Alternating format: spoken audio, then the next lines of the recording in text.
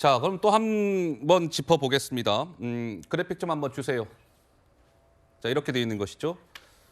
파란색 선이 예비 타당성 조사를 통과했던 안, 그리고 빨간색 선이 이번 지난 5월에 국토부가 대안이라고 제시했던 수정안, 그리고 중간에 노란색 선은 무엇이죠?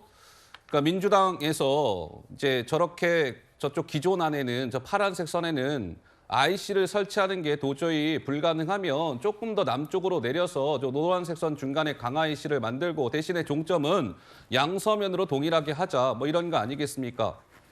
김동연 경기지사가 최근에 기자회견에서 무슨 주장을 했냐면 저 파란색 선에 기존안 예타를 통과했던 저 안에 IC를 만듭시다.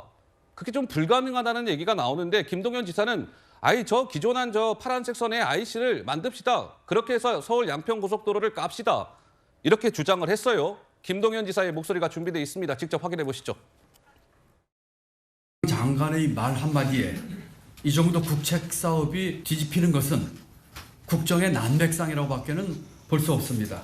의혹 제기를 빌미로 백지와 운운하는 것은 사업을 볼모로 국민을 겁박하는 행태이며 명백한 직권 남용입니다.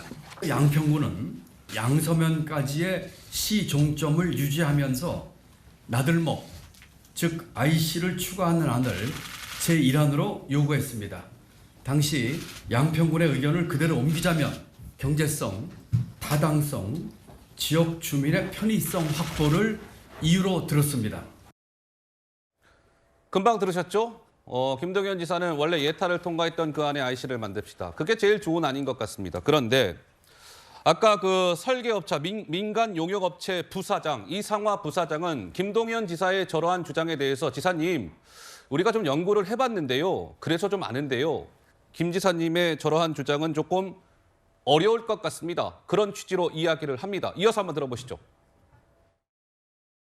IC를 붙일 수 있는 노선을 먼저 검토를 했고요. 342호선 같은 경우는 도로 선형이 굉장히 불량합니다. IC를 붙일 수 있는 적정한 도로가 88호선이라고 생각을 했습니다. 마지막 쟁점이 뭐냐면 교통량입니다. 교통량. 중부내륙 고속도로상의 접속 지점은 남쪽으로 내려올수록 교통량이 많아지는 현상을 보이는 겁니다. 위치상으로 부적절하다는 겁니다. 여건상 교통량도 적고 도로 상황도 안 좋고 해서 이 접속하기가 위치상으로 부적절하다 이렇게 판단했던 겁니다.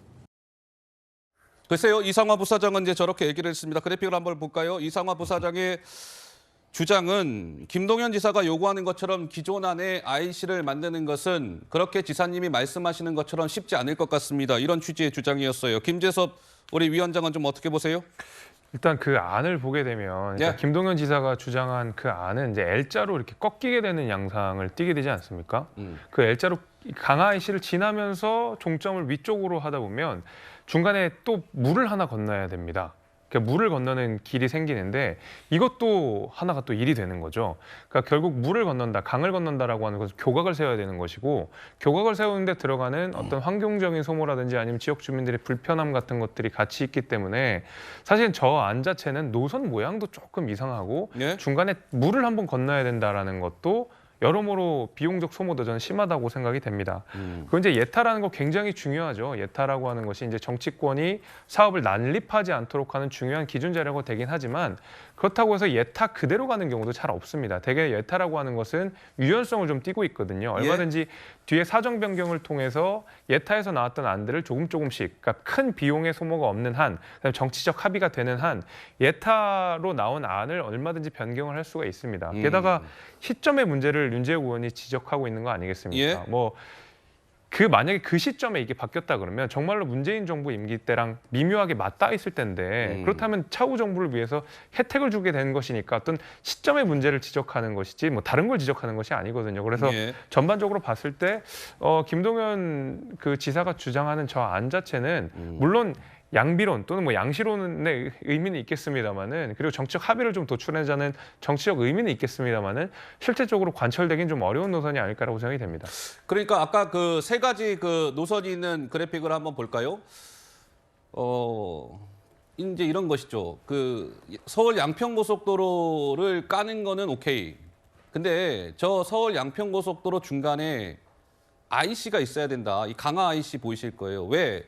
그래야지만 이 교통량 분산 효과도 크고 양평 군민들도 이 고속도로를 더 많이 이용할 수 있기 때문에 이 IC를 만들어야 된다. 그런데 저 파란색 선 예타를 통과한 저 안에는 IC를 만들고 싶어도 어떻게 물리적으로 쉽지가 않은가 봐요. 그 밑에 노란색 선이 이제 민주당이 대안으로 그럼 저렇게라도 해서 IC를 만드는 건 어때요? 뭐 이런 것인데 저것은 강화 IC 노란색 저 부분에 표시는 되어 있지만 고속도로 모양새가 어떻게 돼요? 종점을 양서면 그대로 하려다 보니까 L자로 꺾인단 말이에요. 그러니까 이것도 좀 쉽지 않을 것 같고 그러다 보니 가장 최적의 안은 저 빨간색 선 이제 이런 것인데 우리 박원석 의원님 생각은 좀 어떠하세요? 우선 약간의 왜곡이 있는데요. 예. 그 김동연 지사가 얘기한 건 저 파란색 선에다가 IC를 만들자는 얘기가 아닙니다. 그럼 저 노란색 선인가요? 지금 노란색 선으로 만들자는 얘기고 예. 저 노란색 선으로 저렇게 노선을 바꾸는 안은 예. 민주당의 주장이 아니라 예. 2022년 7월 달에 네. 국토부의 공문에 대해서 양평군이 답한 내용입니다. 저게 경제성, 타당성, 주민 편의에 부합한다라고 저걸 일안으로 제시를 한 겁니다. 그리고 밑에 빨간색 선, 저 네. 3안에 대해서는 이안이죠. 이안에 대해서는 양평군이 뭐라고 코멘트를 달았냐면 경제성 평가를 다시 해야 되고 네. 그리고 비용이 많이 든다. 라고 평가를 달았어요. 양평군의 의견입니다, 저 안이. 네. 때문에 당시에 양평군이 검토했던 대로 네. 김동연 지사는 IC를 강화면 북쪽에 내는 안으로 이 사업을 추진하자라고 주장을 하는 게 정확한 팩트고요.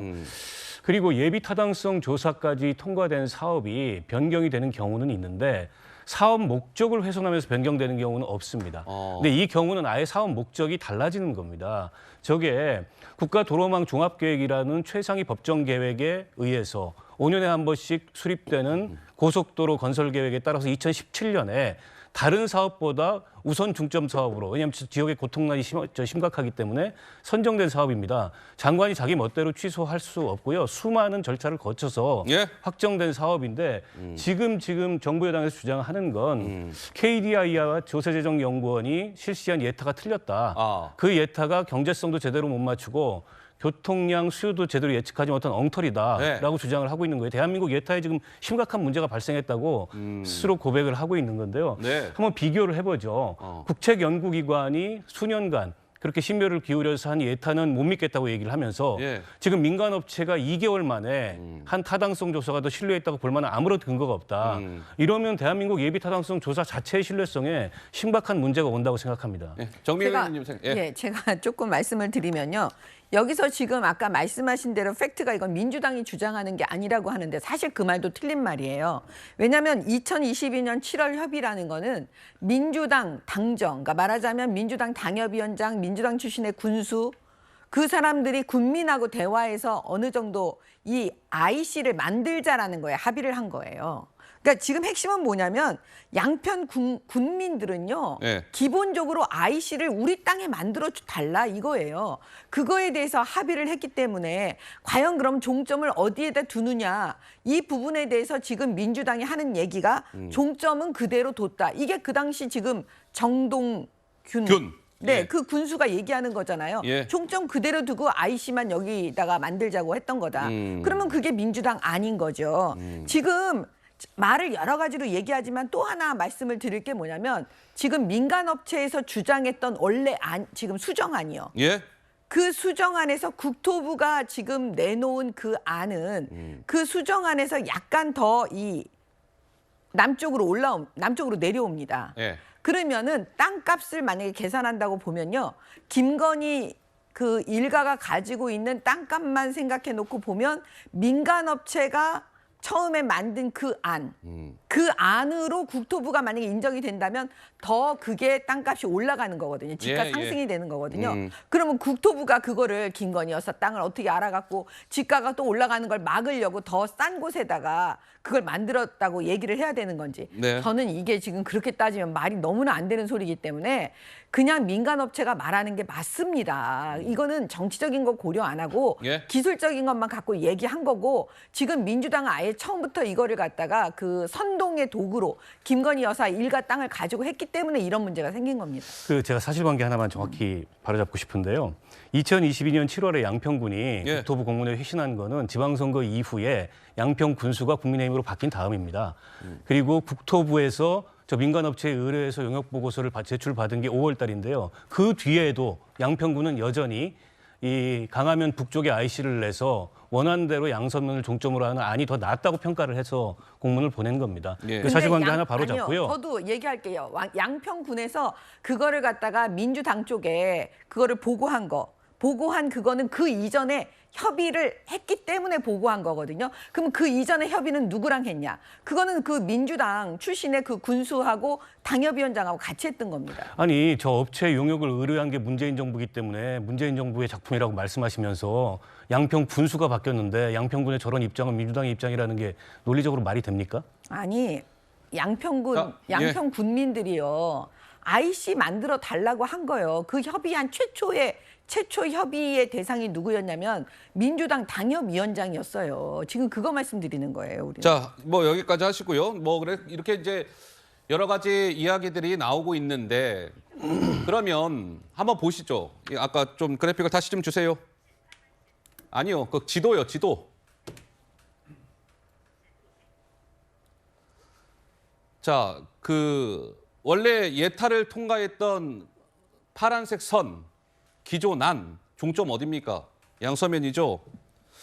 어제 저 양서면의 주변에 거주하고 있는 양서면 주민들이 기자회견을 가졌습니다. 저 양서면 종점 마을의 이장님인가 봐요. 저 이장분께서 아이고야 우리 마을에 저 고속도로 종점 안 들어오는 게 좋습니다. 들어오지 마시오. 이런 식의 주장을 했습니다. 직접 한번 들어보시죠. 저희 동네는 안 된다는 얘기가 이게. 저희 회관에서 이 도로가 좀 보이는데 이렇게 보이면 여기 환경적으로 너무 안 좋잖아요. 본지다 보니까 여기서 지금 그 타이어 그 가루 있잖아요. 그거 뜬단 말이에요. 제가 봤을 때는 한 5%도 안 될 것 같아요. 이쪽으로 찬성하시는 분이 5%라는 얘기예요. 나머지는 다 반대하고. 네, 양서면 저 이장분께서는 우리 마을에 뭐 종점 들어오는 거 원하지 않습니다. 이렇게 주장을 했습니다.